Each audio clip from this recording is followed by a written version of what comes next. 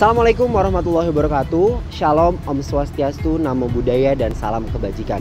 Kembali lagi bersama kami dari Departemen Pendidikan PPI Malaysia 2022 dalam program kerja Bidik Bincang Pendidikan. Dan sekarang kita sudah berada di SIKL atau Sekolah Indonesia Kuala Lumpur. Dan sekarang juga kita akan mewawancarai 3 guru terbaik dari SIKL dalam rangka Hari Guru Nasional yang bertemakan The Transformation of Education Begins with Teacher. Nah, langsung aja yuk kita ketemu 3 guru terbaik ini. Let's go. Assalamualaikum. Hai, nama saya Lina Sawati. Umur saya 32 tahun. Saya berasal dari Semarang, Jawa Tengah. Saya sudah mengajar selama 8 tahun. Jadi 5 tahun sebelumnya saya mengajar di Sabah. Nah, 3 tahun saya sudah mengajar di sini, di Sekolah Indonesia Kuala Lumpur. Assalamualaikum warahmatullahi wabarakatuh. Nama saya Taufikur Rahman Hasim Salengke, berasal dari Sumbawa, tenaga pengajar di Sekolah Indonesia Kuala Lumpur. Di sini sudah menjadi guru selama sekitar 10 tahun. Oke, Assalamualaikum warahmatullahi wabarakatuh. Perkenalkan, nama saya Nina Andini, saya guru di Sekolah Indonesia Kuala Lumpur. Saya sudah mengabdi di sekolah ini selama 4 tahun. Saya dari Indonesia, sebelumnya saya mengajar di Indonesia, dan saya mengikuti seleksi untuk menjadi guru di SLN, khususnya di Kuala Lumpur. Dan alhamdulillah di sini saya sekarang mengabdi untuk negeri, tapi di negeri orang. Guru, kalau istilah Jawanya itu digugulan, ditiru gitu. Maksudnya dimana guru itu sebagai model atau contoh atau tauladan untuk peserta didiknya. Kalau menurut saya pernah baca bahwa teaching is a profession that teaches all profession. Jadi guru itu adalah profesi, atau mengajar adalah profesi di mana mengajar semua profesi. Gitu. Kalau ditanya tentang definisi guru, saya ingin mendefinisikan secara filosofis bahwa dalam kehidupan kita ini kita hidup dalam kegelapan. Gurulah yang memberi penerang. Artinya posisi guru begitu sentral sekali dalam kehidupan manusia. Tanpa guru, maka kehidupan manusia akan gelap.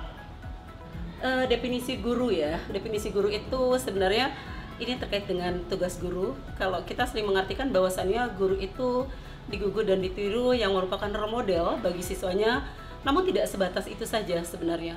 Seorang guru adalah penerang, seorang guru adalah yang memberikan, mengarahkan, mendidik dan lain sebagainya. Namun di sini kalau saya ditanya sebenarnya apa sih definisi guru?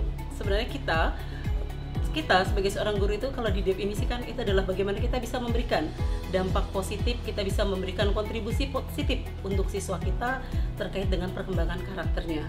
Karena apa? Beradab itu jauh lebih penting dibanding berilmu. Oleh karena itu adalah kita seorang guru itu bagaimana kita bisa memberikan impact positif untuk murid kita sebagai acuan dia. Kan kita sedang mempersiapkan dia di masa depan nih gitu. Mereka sedang berproses untuk menjadi manusia yang sesungguhnya di masa depan. Oleh karena itu ketika mereka sudah merasakan dampak positif dari kita, itulah sesungguhnya ya yang saya artikan sebagai definisi dari guru. Bisa memberikan kontribusi positif untuk anak-anak untuk berkarakter terbaik.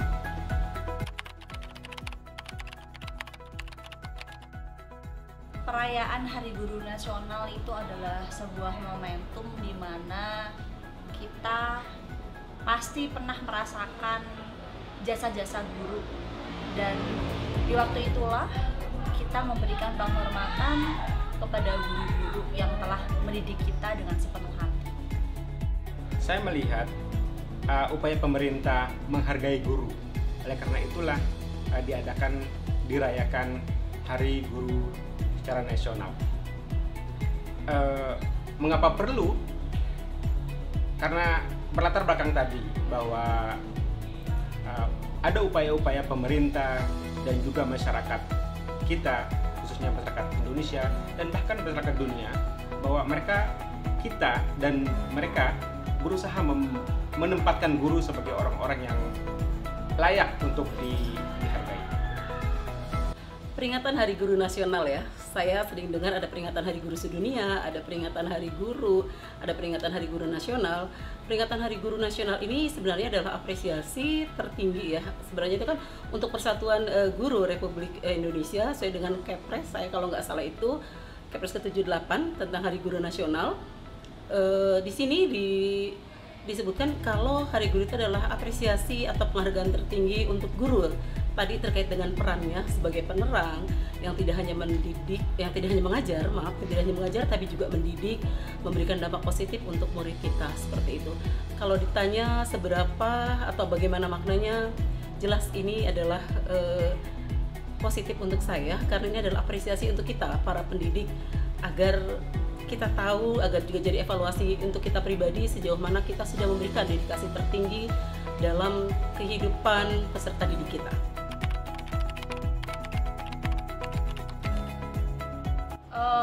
Jadi dulu ketika di Sabah saya mengajar di ladang sawit. Di situ banyak sekali cerita-cerita yang sampai sekarang itu unforgettable, sangat berharga menurut saya, karena di sana saya ditempa mengajar anak-anak yang tidak memiliki dokumen di tempat yang seadanya, mengajar multi-grade, kemudian dengan lokasi yang jauh di mana saya harus naik motor dengan anak saya di depan atau di belakang sekitar 40 menit untuk mencapai lokasi yang akan saya ajar. Belum lagi nanti hujan, panas, jalannya yang banyak gravelnya, luar biasa sekali sih. Itu menurut saya unforgettable. Berbicara pengalaman banyak sekali, saya yakin bukan saja saya, tapi semua guru memiliki pengalaman tersendiri, khususnya ketika bertemu dengan anak-anak yang berkebutuhan khusus, yang kurang dari sisi kognitif, di mana kita berada di samping mereka, mengencourage mereka, meningkatkan rasa percaya diri mereka sehingga mereka bisa belajar dengan baik dan mencapai apa yang mereka inginkan, bahkan lulus di SD, di SMP, dan di SMA, sampai ke perguruan tinggi, sampai bekerja. Lalu mereka datang kembali ke guru, di mana saat itu bisa dikatakan kadang-kadang guru sudah melupakan karena pertumbuhan fisik, mental anak yang sudah sangat berubah sekali, sehingga guru sudah melupakan. Saat pertemuan itulah tercipta hubungan emosional yang begitu kuat, yang kita sebagai guru akan merasakan mereka sangat ingat kepada kita, padahal mungkin pada saat berinteraksi dulu di kelas, banyak hal-hal yang murid tidak suka dengan tugas yang banyak, dengan beban belajar yang diberikan kepada mereka. Tetapi seiringnya waktu mereka sadar, kembali ke guru dan memberikan reaksi yang begitu dekat, emosional yang dekat, dan hal-hal inilah yang membuat kita seorang guru merasa bahwa mereka diakui keberadaannya, dihargai, dihormati. Dan hal inilah yang sulit untuk kita lupakan apabila terjadi hal-hal seperti ini. Pengalaman menarik sebagai guru ya. Saya sampai hari ini saya sudah mengajar dari tahun 2001 di Indonesia, lanjut di sini. Saya pikir semua pengalaman memberikan dampak positif untuk saya gitu, dan itu sangat luar biasa. Yang hari ini sedang saya nikmati selama di sini adalah pengalaman menarik itu ketika saya datang di gerbang itu pagi hari, murid-murid saya itu menyapa saya, mereka langsung menyapa saya, berlarian secara berebutan, dan mereka memeluk saya sambil menunjukkan sukacitanya. Itu adalah pengalaman yang luar biasa buat saya gitu. Jadi saya merasa membangun komunikasi lewat hati dengan anak-anak, dengan peserta didik itu jauh lebih penting untuk bisa mengarahkan atau membentuk karakter mereka. Seperti itu.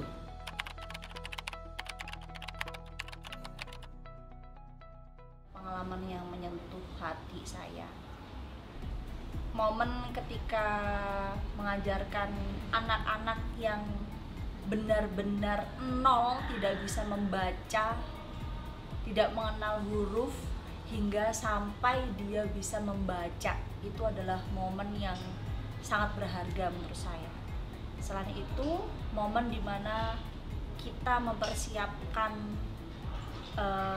persiapan untuk lomba kita yang terbatas segala fasilitasnya, kemudian akhirnya bisa memenangkan lomba itu, mengalahkan sekolah-sekolah yang well established, itu juga momen yang sangat berharga gitu.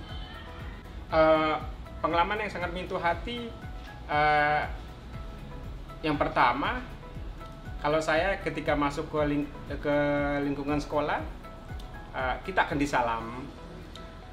Saya melihat bahwa hal-hal ini adalah doa dari siswa kepada kita, sehingga guru begitu menyadari hal ini, mereka akan lebih bersemangat, sehat jiwa, sehat jasmani ketika berinteraksi di lingkungan sekolah.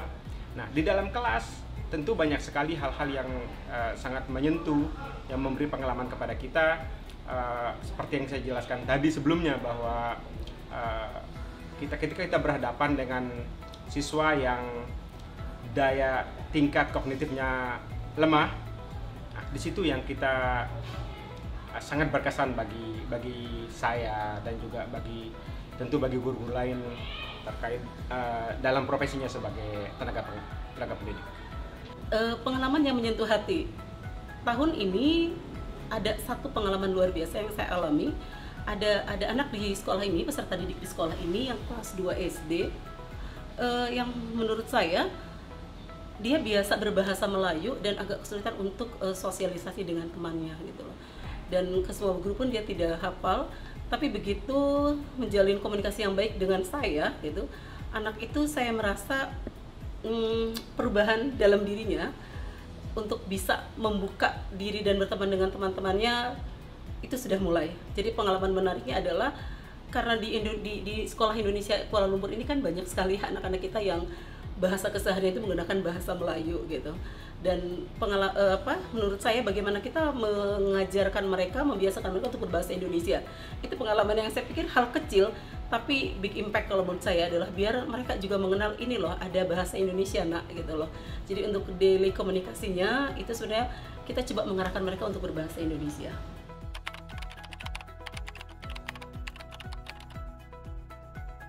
Tantangan terbesar yang pernah saya hadapi adalah, jadi suatu hari ada murid saya yang tidak memiliki dokumen.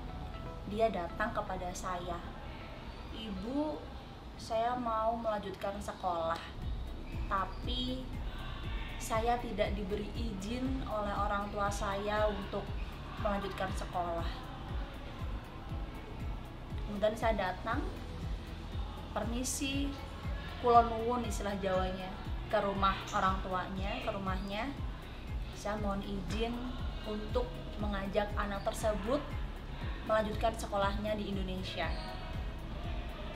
Segala cara saya lakukan, membujuk dan lain sebagainya untuk memberikan agar orang tua tersebut memberikan izin, namun mereka masih belum bisa merelakan anaknya untuk melanjutkan lagi ke pendidikan yang lebih tinggi. Akhirnya ya saya tidak berhasil membawa anak tersebut untuk sekolah. Padahal anak tersebut memiliki tekad yang luar biasa sekali untuk menggapai cita-citanya. Tantangan yang terbesar adalah memberi kesadaran kepada siswa bahwa apa yang mereka nilai tidak baik, merasa apa yang mereka nilai ini beban, bahwa ini sesuatu yang sangat bermanfaat bagi mereka di kemudian hari. Inilah yang paling berat bagi seorang guru, untuk memberi kesadaran kepada peserta didik, kepada siswanya, bahwa apa yang disampaikan oleh guru sesuatu yang sangat bermanfaat jauh ke depan, yang kebanyakan siswa tidak menyadari hal-hal ini di kelas. Kalau di era kekinian, tantangan terbesar kita adalah dengan teknologi ya, dengan teknologi, dengan gadget. Karena saya merasa melihat anak-anak itu, kalau kita tidak awasi penggunaan gadget itu luar biasa gitu. Dan dalam daily di kelas, di proses pembelajaran itu biasanya kita lihat anak-anak itu cenderung akan mendengarkan kawannya dibanding gurunya. Oleh karena itu saya selalu berusaha bagaimana sih sebagai seorang guru bisa menjadi kawan untuk mereka, sehingga iklim keterbukaan, membangun komunikasi yang baik itu akan membantu jalannya proses pembelajaran dengan baik. Jadi tantangan terbesar adalah bersaing dengan gadget ya, karena kami pun akhirnya dengan perkembangan teknologi itu dipaksa untuk belajar lagi gitu.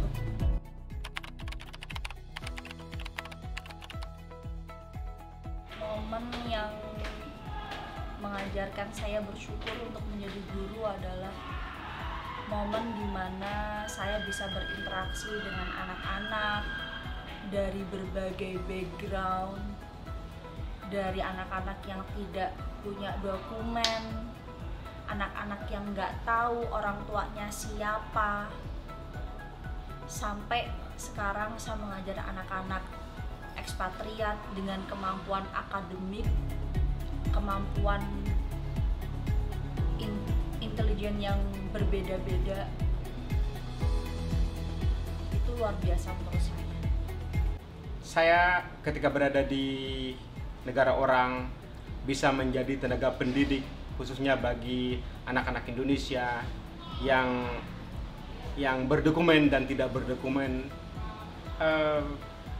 Saya merasa bersyukur bahwa saya terpilih, saya ditakdirkan oleh Allah Subhanahu wa Ta'ala untuk menjadi orang yang menyuluh, sedikit membuka jalan bagi dalam bidang pendidikan ini bagi anak-anak Indonesia di Malaysia ini.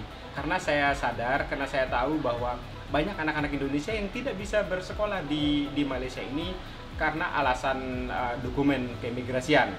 Nah, ketika kita bisa berbuat baik secara formal maupun informal dari pendidikan non formal, maka sesuatu yang sangat saya syukuri ketika berada di luar negeri ini. Selanjutnya, tentu tidak semua guru di Indonesia memiliki kesempatan untuk menjadi guru di sekolah Indonesia luar negeri.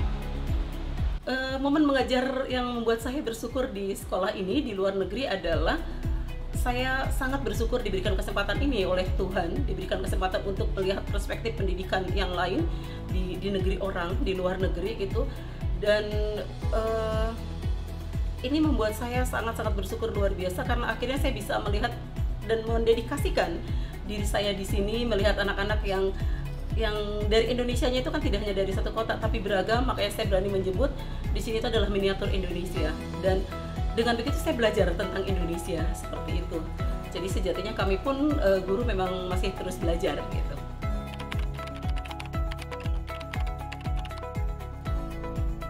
Impian terbesar saya itu sebenarnya sederhana sih.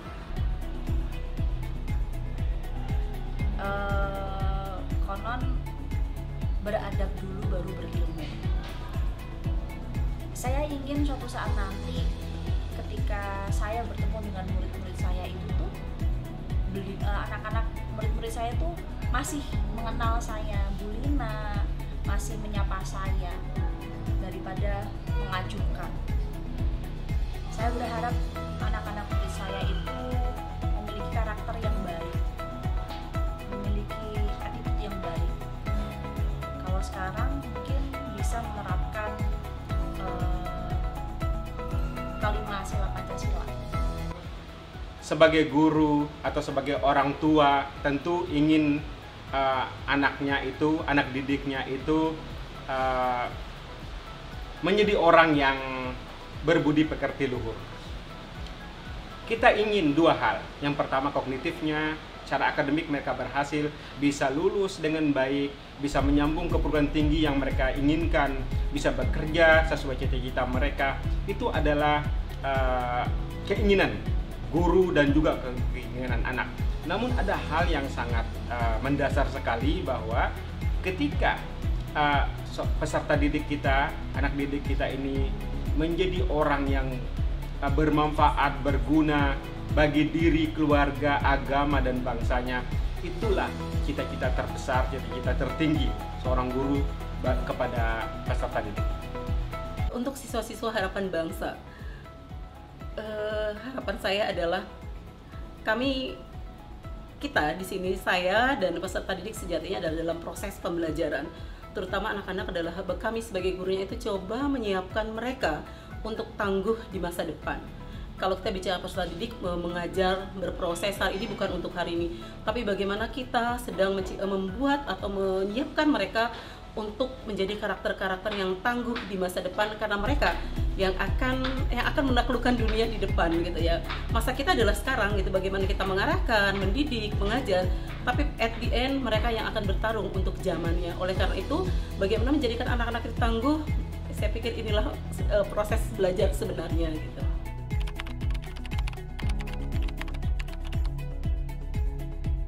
Demi menciptakan generasi unggul penerus bangsa, harapan saya adalah anak-anak bisa lebih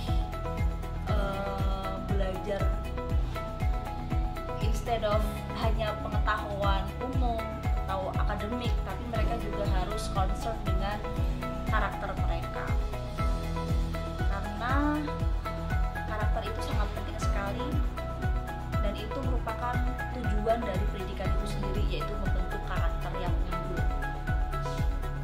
Jadi seperti yang diajarkan dalam agama saya, agama Islam, bahwa ternyata Nabi Muhammad itu diturunkan ke dunia, diturunkan pada zaman sekarang, di zamannya itu karena diutami makarimul akhlak, tidak untuk mencerdaskan orang-orang, tapi untuk memperbaiki akhlak manusia.